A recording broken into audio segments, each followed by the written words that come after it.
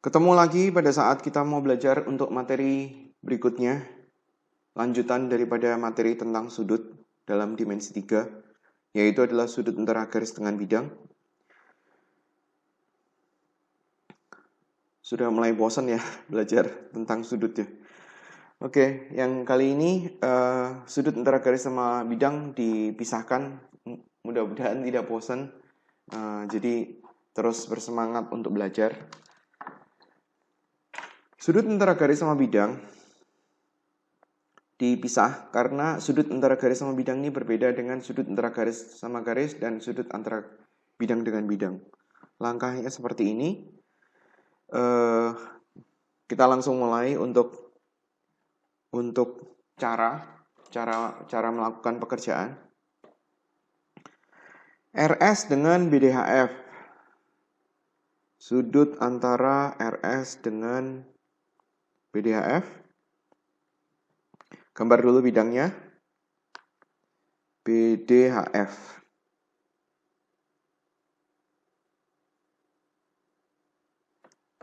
Dan RS.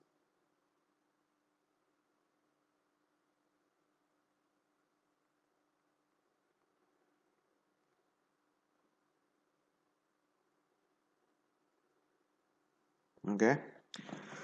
Langkah yang pertama, kita cari tahu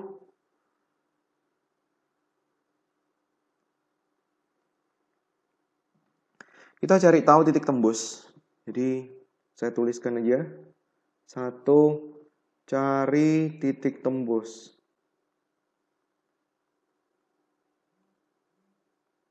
RS pada bidang BDHF. Di sini dia ngasih tahu titik tembusnya adalah titik T. Titik T, ada titik T di sini lagi. Titik T di sini saya hapus ya. Di sini adalah titik T.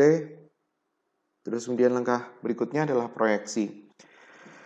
Kalau kita mau memproyeksikan, berarti kita harus nyari garis yang tegak lurus dengan BDHF. Dalam hal ini adalah AC. AC tegak lurus dengan BDHF. Jadi karena AC tegak lurus dengan BDHF, kita cari satu titik yang dia tuh terletak di sepanjang RS, yang dia itu tegak lurus juga dengan BDHF, yaitu katakanlah saya mau menarik garis baru yang sejajar sama AC, tetapi dia melalui S. Sini. Garis ini sejajar dengan garis ini, jadi ini adalah proyeksinya. Proyeksi daripada S, berarti adalah S aksen. Langkah kedua, berarti S diproyeksikan ke BDHF, berarti muncul S aksen. Berarti di sini kita punya namanya itu garis asli. Yang merupakan soal, yaitu RS. Yang satu adalah garis hasil proyeksi. Garis hasil proyeksi itu menghubungkan titik tembus dengan titik proyeksi.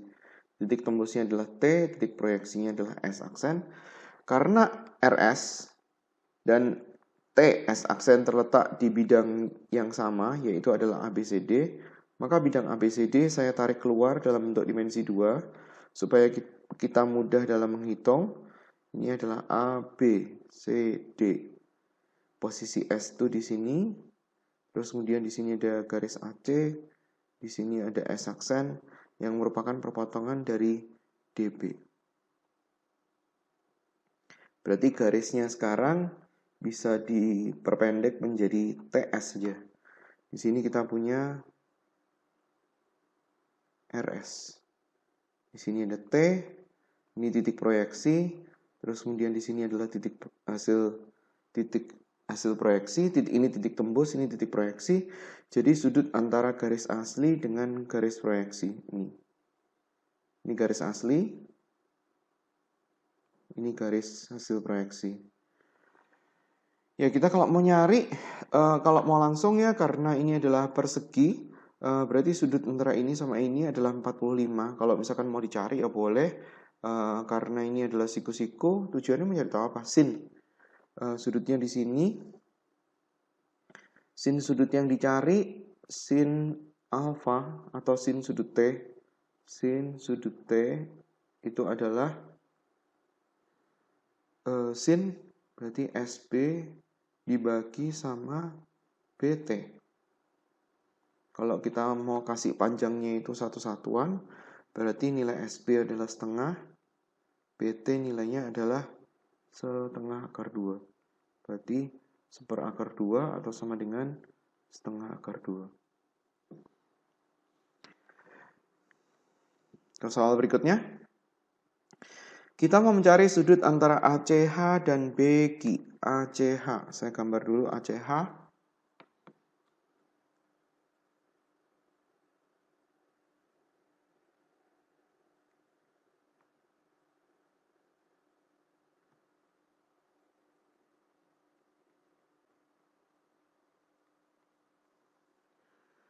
ACH.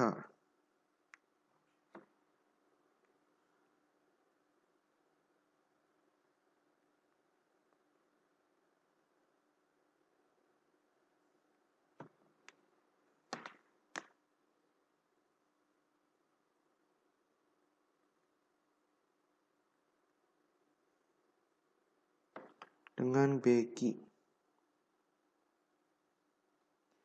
Berarti kita membutuhkan titik tembus. Langkah pertama adalah kita mau mencari titik tembus BQ dengan ACH. Kalau kita mau mencari titik tembus BQ, berarti kita harus menggambar bidang yang memuat BQ. Dalam hal ini adalah BDHF. BDHF seperti ini. BDHF. Oke. Terus kemudian kita cari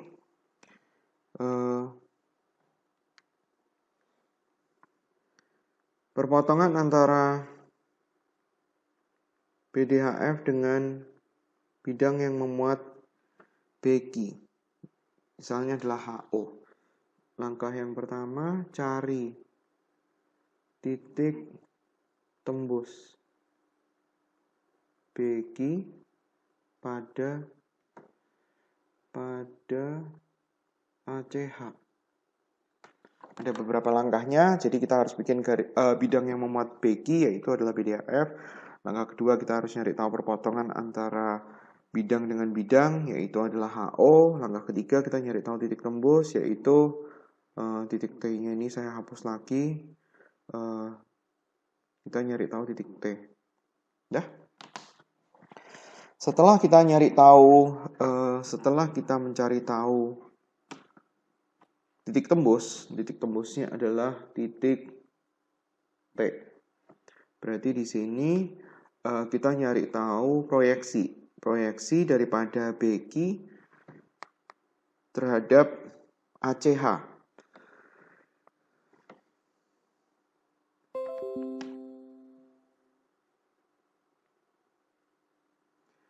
Langkah berikutnya, cari proyeksi.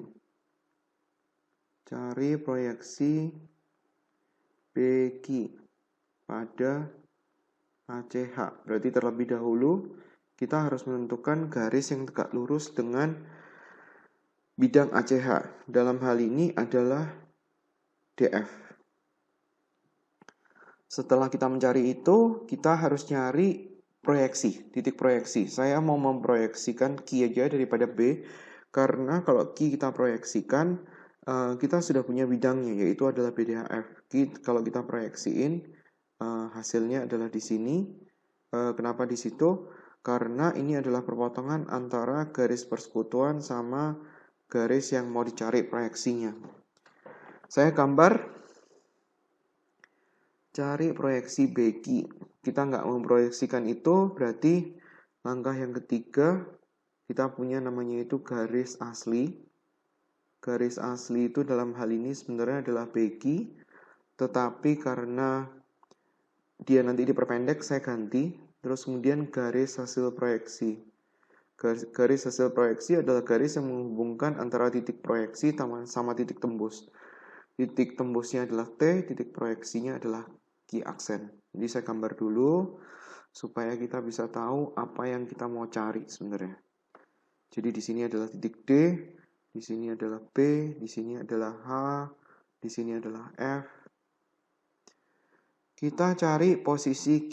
Ini posisi Q, terus kemudian F-nya di situ.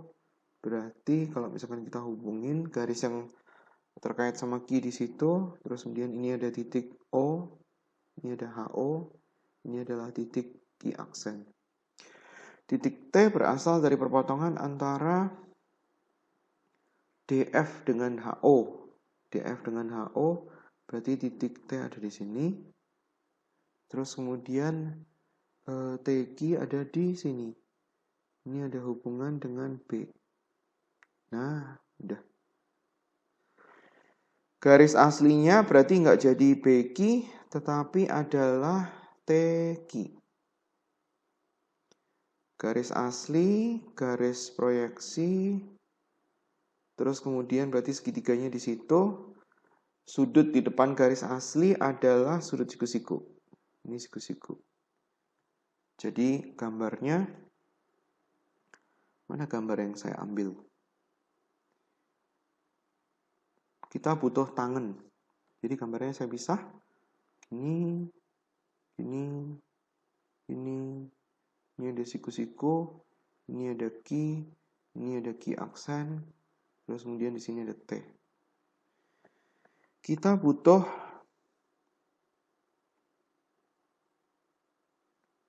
QT.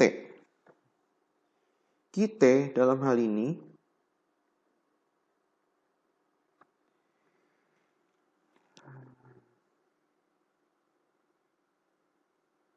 kita butuh QT.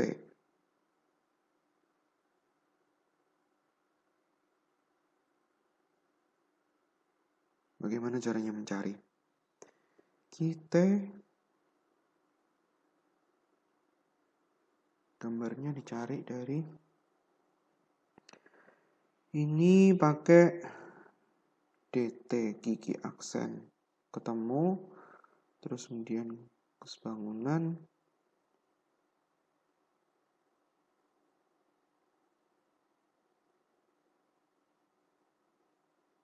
Oke. Kita menggunakan di mana saya bisa gambar ya? Gambarnya jelek. Jadi saya gambar lagi di sini. Ini ada gambar ini. Terus kemudian kita punya gambar, atau mungkin ini saya hapus dulu. Saya butuh gambar ini dan gambar ini. Dah, ini D, ini T, ini F, ini H, ini O. Oke, kita nyari dulu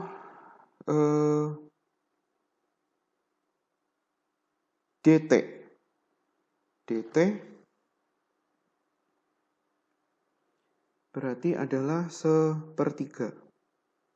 Sepertiga daripada DF. Misalnya rusuknya saya bikin permisalan 1, berarti sepertiga DF. Berarti sepertiga daripada akar 3. Itu adalah DT. Kalau kita sudah nyari tahu DT, berarti kita bisa mencari Q aksen. Di mana saya bisa tulis? Karena Q aksen dibanding sama DT sama dengan 1/2. Q aksen, tulis di sini. Q aksen sama dengan setengah daripada DT, yaitu adalah 1/6 akar 3. Q aksen 1/6 akar 3. Tadi sudutnya apa? Sudut antara TQ dengan TQ aksen. Sudutnya di sini. Terus apalagi yang kita bisa cari? Kita bisa mencari HT. HT itu adalah 2/3 dari HO. Tahu dari mana? Karena ini perbandingannya adalah 2/1. Berarti ini juga 2 berbanding dengan 1. Kita menggunakan kesebangunan ini dan kesebangunan ini. HT 2/3 HO. HO kalau kita cari berarti kita nyari Pitagoras dari HDO. HD kita tahu panjangnya 1. HO kita tahu panjangnya setengah akar 2. Berarti setengah akar 6. Setengah akar 6 berarti adalah 1/3 akar 6. Itu adalah HT. Kalau kita mau nyari tahu Ki aksen T itu adalah setengah daripada HT. Karena ini adalah 1/2. Berarti Ki aksen T adalah setengah dari HT. Setengah dari 1/3 akar 6. Berarti sama dengan 1/6 akar 6. Tujuannya mau nyari tangen, dan ini sudah kebetulan ada, berarti tangen adalah dalam hal ini Ki aksen dibagi dengan Ki aksen T, atau T Ki aksen. Berarti sama dengan 1/6 akar 3 dibagi dengan 1/6 akar 6. Akar 6-nya dipisah, akar 2 kali akar 3. Berarti akar 3-nya bisa dicoret. Berarti kita akan mendapatkan nilai tangen adalah setengah akar 2. Agak ribet ya, karena tempatnya kecil. Oke, bagian berikutnya. Kita mau nyari tahu TBD sama AP. TBD, AP. Saya gambar dulu. Saya mau agak gedean dikit. TBD. Di sini TBD. Terus kemudian P itu di tengah-tengah TC. Ini di sini P. Gambar pakai yang lain. Nih. P berarti di sini saya gambar dulu A ke C. Kita mau A ke P. Di langkah pertama, cari titik tembus daripada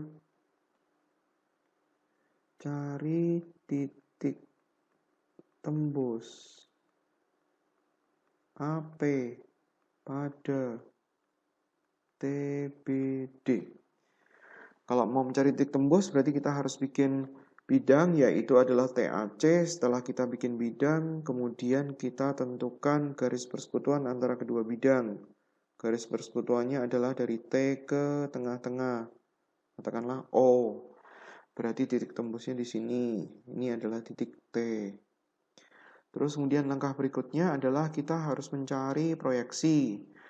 Proyeksinya karena TBD tegak lurus sama AC, berarti proyeksinya di nggak usah, nggak enak karena posisinya di sini. Jadi karena titik tembusnya di sini, boleh deh. Sekalian karena garis yang tegak lurus dengan TBD adalah AC, berarti proyeksinya di sini. Dari A ditarik garis jajar AC. O itu sekaligus adalah A aksen. Jadi langkah berikutnya, cari proyeksi. Proyeksi dalam hal ini proyeksi P boleh atau A boleh ke TBD. Saya mencari proyeksinya A. Berarti dalam hal ini A aksen adalah sama dengan O. Berarti langkah ketiga, garis asli. Garis aslinya itu adalah AP, garis hasil proyeksi. Garis hasil proyeksinya berarti adalah garis yang menghubungkan titik tembus dengan titik proyeksi. Titik proyeksinya itu adalah A aksen, atau kita bisa ngomong dia sebagai TO. Jadi kalau misalkan kita gambar, sudutnya itu ada di sini, terus kemudian sudut di depan garis asli itu selalu siku-siku, dan memang ini siku-siku. Tujuan soal nyari kotangan, gambarnya berarti seperti ini.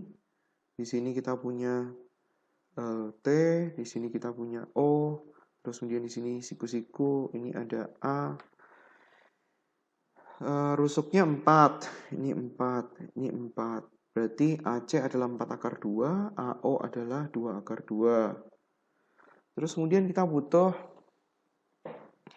T, atau misalnya kita cari AT. Cara mencarinya karena dia terletak di segitiga TAC, gambar segitiga TAC. Di sini ada A, C, terus kemudian di sini ada O, terus kemudian di sini ke tengah-tengah, P.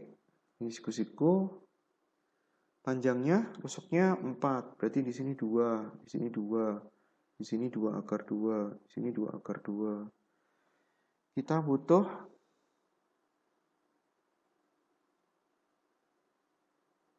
apa yang kita bisa pakai? Kita butuh perbandingan. Ini siku-siku. Ini sudutnya katakanlah titik. Berarti ini sudutnya lengkung. Saya mau pakai kesbangunan kali ya. Ini kesbangunan. Jadi di sini kita punya kesbangunan untuk di mana saya bisa gambar kesbangunannya. Sini aja. Kita punya kesbangunan yang seperti ini. Ini siku-siku, ini titik, ini adalah A, ini adalah P, di sini adalah C, ini gambarnya lengkung, ini 2, ini 4 akar 2. Kita kuras toh? 32 kurangi 4, 28, berarti 2 akar 7. Terus kemudian ada segitiga yang satunya adalah segitiga ini, yaitu ini sudutnya titik, ini ada A, di sini ada P, terus kemudian di sini ada O, ini nilainya 2 akar 2, ini sudutnya siku-siku, ini sudutnya lengkung. Kita butuh, ini kok P sih? Ini bukan P, ini T, ini T. Kita butuh AT aja lah. AT dengan 2 akar 2. AT terletak di depan siku-siku, berarti ini 4 akar 2. 2 akar 2 terletak di depan sudut lengkung, berarti di sini 2 akar 7. Ini sederhanain. Kali silang, berarti AT-nya ketemu sama dengan 8 dibagi akar 7. Jelek ya? AT sama dengan 8/7 akar 7. Ini AT. 8/7 akar 7. Coba cek. AT di depan siku-siku, 2 akar 2 depan lengkung. Depan siku-siku nilainya 4 akar 2. Terus kemudian 2 akar 2 di depan lengkung. Ini adalah 2 akar 7. Jadi coret kali silang 8 dibagi akar 7 itu adalah AT. Jadi kita bisa mencari TO. Aduh, angkanya jelek sekali ya. Cari hasilnya pakai Pitagoras, kita butuh nilai kotangan. Jadi kalau nilai sudutnya di mana tadi? Sudut antara garis asli dengan garis proyeksi. Jadi kalau kita mau nyari tahu kotangan, hitung sendiri Pitagorasnya. Kotangan alfa sama dengan yaitu adalah TO dibagi sama AO. Yaitu adalah TO dibagi sama 2 akar 2. Jadi bisa dicari berapa nilai dari kotangan alfanya. Oke, terus kemudian bagian yang terakhir, kita mau mencari sudut antara EC sama PQRS. PQRS saya gambar dulu. PQRS. Ini. Terus kemudian ini. Terus kemudian ini. Terus kita mau menggambar EC. Mana EC? Oh, gambarnya di situ. EC saya gambar di sini. EC.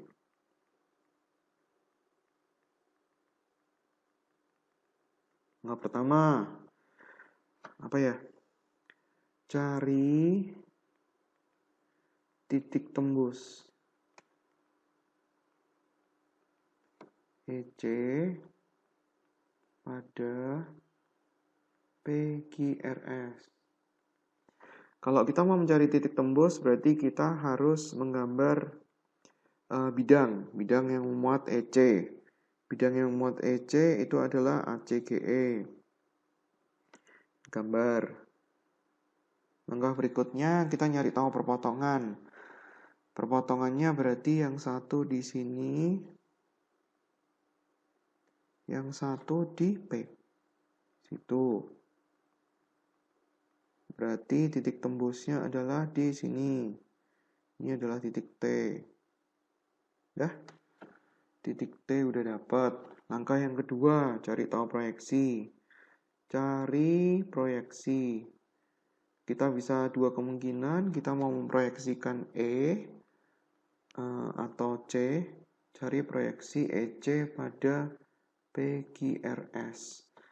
E atau C diproyeksikan pada PQRS. Yang mana yang mau dipakai?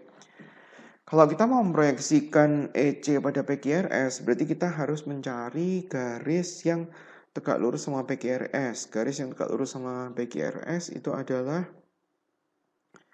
CF. Ya, sekalian ini dari C. Berarti garisnya di sini. Ini adalah titik C aksen. Berarti C aja yang diproyeksikan. Jadi yang ketiga, kita punya garis asli, yaitu adalah EC. Kita punya garis hasil proyeksi. Garis hasil proyeksi adalah garis yang menghubungkan titik tembus, dalam hal ini T, dengan titik hasil proyeksi, C aksen. Jadi karena dia sudah terletak di satu bidang yang sama, yaitu adalah PQRS, saya gambar bidangnya PQRS. Bidangnya PQRS adalah ini R, ini S, ini P, terus kemudian di sini Q. Terus kemudian kita mau nyari tahu posisi daripada T. Kalau kita mau mencari posisi daripada T, berarti kita harus mencari titik-titik yang dimaksud. Misalnya, kalau kita mau memproyeksikan, kita mau mencari T, berarti kita butuh perpotongan daripada EC dengan titik ini. Titik ini.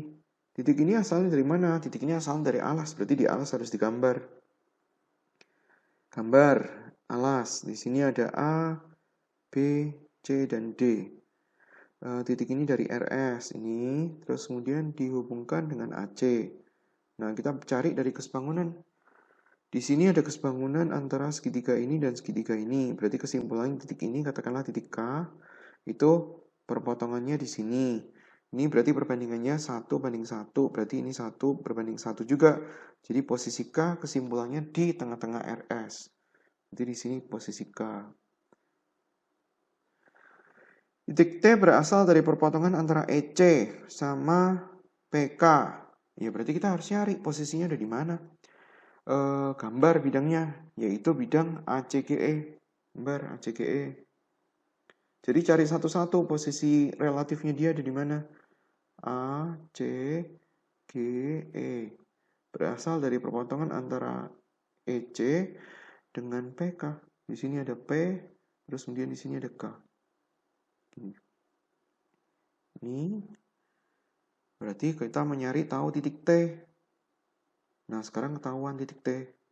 Titik T berarti kurang lebih 3:1 terhadap EC. 3:1 terhadap EC, kita butuh posisi posisi